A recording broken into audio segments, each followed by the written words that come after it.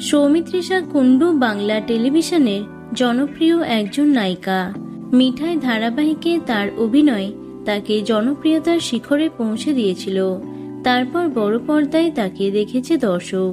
তবে প্রধান এবং কালরাত্রি মুক্তি পাওয়ার পর তাকে আর তেমনভাবে পর্দায় দেখা যায়নি। সৌমিত্রিষার অসুস্থতার কথা ইন্ডাস্ট্রির অনেকের জানা। জন্মাষ্টমীর সকালে নিজের মন খারাপের কথা সকলকে জানালেন তিনি।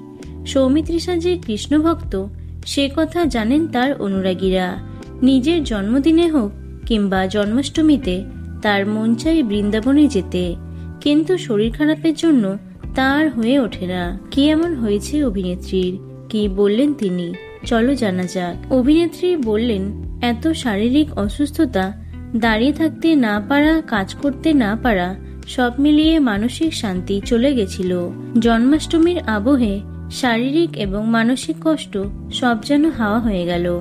বারবার মনে হচ্ছে যদি ছুটে বৃন্দাবন চলে যেতে পারতাম, কিন্তু এখন এতটা যাওয়া সম্ভব না। তিনি আরো বলেন, আগে ভাবতাম ঈশ্বরের ভক্ত মানে ভালো থাকার ভিআইপি পাস পেয়ে যাব সহজে। এখন দেখছি সবই উল্টো, যে ঈশ্বরের ভক্ত তাকে বেশি কষ্ট পেতে হয়, পরম ভক্ত হওয়ার পরীক্ষা দিতে হয়। অভিনেত্রীর ঠিক কি হয়েছে তা তিনি প্রকাশ্যে আনেননি। তার কিডনিতে পাথর হওয়ার খবর সামনে এসেছিল, তবে অভিনেত্রী সে বিষয়ে আর কোনো রকম মন্তব্য করেননি। তো বন্ধুরা, ভিডিওটি এটুকুই। টলি দুনিয়ার অন্যান্য খবর পেতে চ্যানেলটি সাবস্ক্রাইব করতে পারো। ধন্যবাদ।